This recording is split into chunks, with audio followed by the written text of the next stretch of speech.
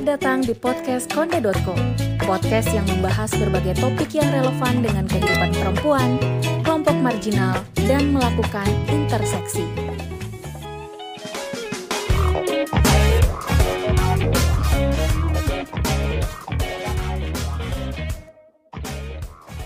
Halo Kondevelas, balik lagi di podcast Konde.co bareng aku Nurul yang kali ini bakal bahas soal tren Women in Male Field yang rame di TikTok.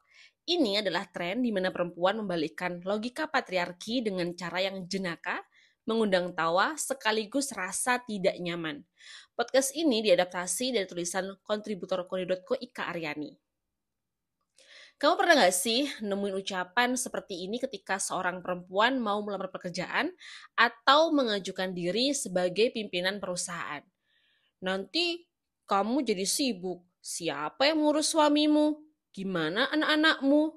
Tapi kayak nggak pernah kita tuh denger hal sebaliknya. Kalau laki-laki mau melamar pekerjaan atau mengajukan diri jadi pimpinan perusahaan tuh ditanya hal serupa. Siapa yang ngurus istrimu? Gimana anak-anakmu? Pun kita lebih sering mendengar perempuan harus jaga diri dan penampilan supaya tidak dilecehkan, diperkosa, atau bahkan dibunuh. Dibandingkan, wejangan itu ditujukan kepada laki-laki agar mereka menjaga diri dan juga penampilan, agar tidak dilecehkan, diperkosa, dan juga dibunuh. Tren Women in Male Field ini berupaya untuk mengguncang tatanan mapan patriarki dan juga misoginisme dengan imajinasi membalikkan realitas ketimpangan gender yang terjadi sehari-hari. Lewat tagar Women in Male Field ini, para perempuan membuat konten yang isinya membayangkan dunia jika perempuan mendominasi ruang-ruang yang selama ini dikuasai oleh laki-laki. Dalam tren ini muncul video-video dengan caption seperti "When I bring home a second husband without telling the first because my religion says I can," atau "I simply murder a man walking at night." Tren ini jadi perlawanan halus terhadap norma-norma patriarki yang telah lama mendominasi. Ia mengundang kita untuk membayangkan dunia yang berbeda jika realitas bisa kita imajinasikan dengan jungkir balik, menyindir dengan humor.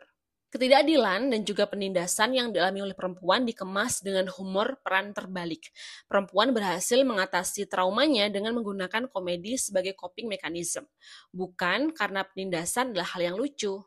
Alih-alih perempuan mengubah traumanya menjadi humor sebagai upaya membingkai ulang pengalaman menyakitkan agar terasa lebih ringan. Fenomena membalik peran ini bukan hal baru. Pada 2014, Eleanor Poitras merilis film pendek Majorité Opprime atau Oppressed Majority. Film itu menggambarkan kehidupan seorang laki-laki bernama Pierre di dunia yang didominasi perempuan. Di sepanjang film, Pierre menghadapi pelecehan verbal di jalan, pelecehan seksual, dan ketidakpercayaan dari polisi ketika melaporkan kekerasan. Adegan yang mencolok adalah ketika karakter utama Pierre menghadapi pelecehan di jalan dan tidak ada yang menolongnya. Hal yang dialami Pierre adalah pengalaman sehari-hari perempuan di dunia nyata. Laki-laki tidak membawa ketakutan di pikiran dalam keseharian seperti perempuan.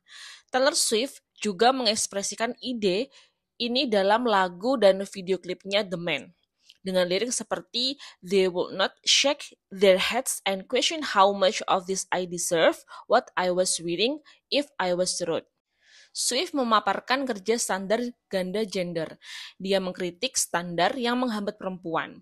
Dalam video klipnya, ia berubah menjadi laki-laki, tokoh yang digambarkan hidup tanpa konsekuensi meskipun berperilaku buruk. Laki-laki duduk mengangkang dengan santai di transportasi umum, mengambil ruang duduk orang lain, atau bisa buang air kecil di sembarang tempat. Video ini tidak hanya menyindir, tetapi juga menggugat tatanan patriarki yang mempromosikan hak istimewa laki-laki sebagai hal wajar.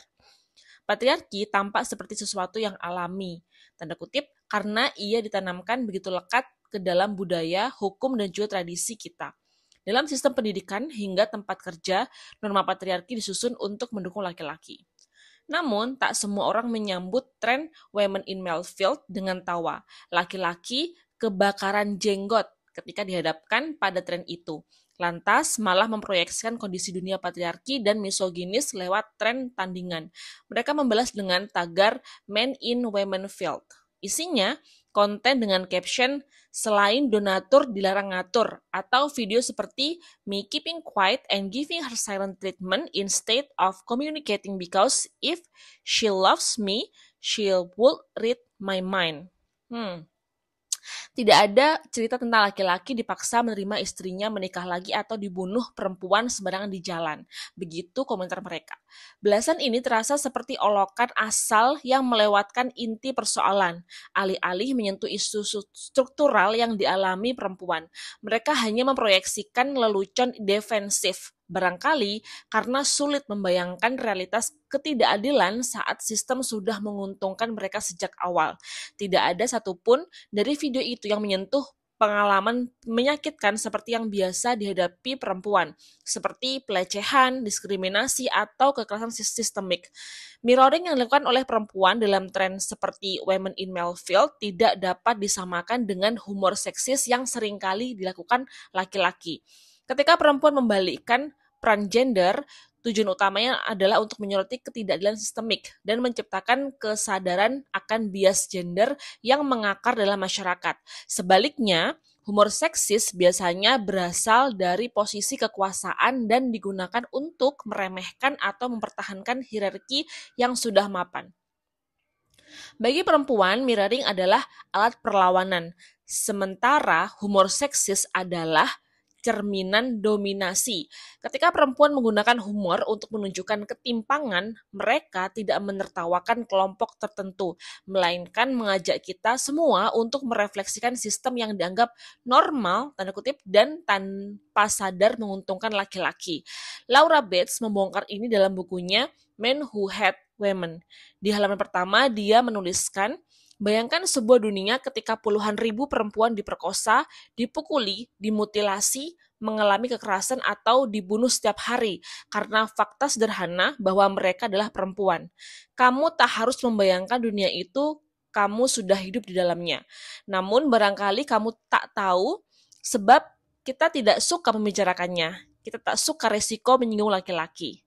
Laura menjelaskan, berbicara buruk tentang maskulinitas menggambarkannya dalam kondisi sosial saat ini sebagai sesuatu yang bermasalah, akan dianggap sebagai serangan terhadap laki-laki secara pribadi.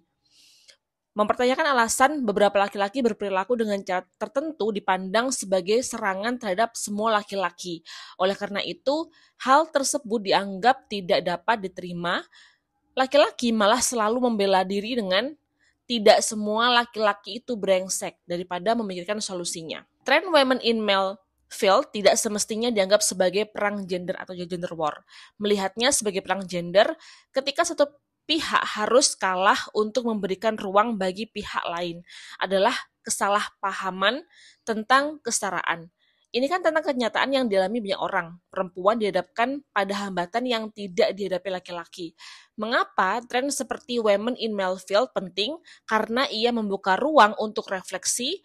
Perempuan yang terlibat dalam tren ini bukan hanya melampiaskan kemarahan, tetapi juga menciptakan ruang percakapan untuk memahami bahwa ketimpangan gender adalah hasil dari konstruksi sosial, bukan kodrat. Tren ini mengundang semua orang, baik perempuan maupun laki-laki, untuk melihat dunia dengan perspektif baru. Dengan video yang dibuat oleh perempuan kreatif ini, kita bisa menyadari gaslighting, mengenali manipulasi, membantu mengembalikan logika, dan yang terpenting, solidaritas sesama perempuan yang harus dirayakan.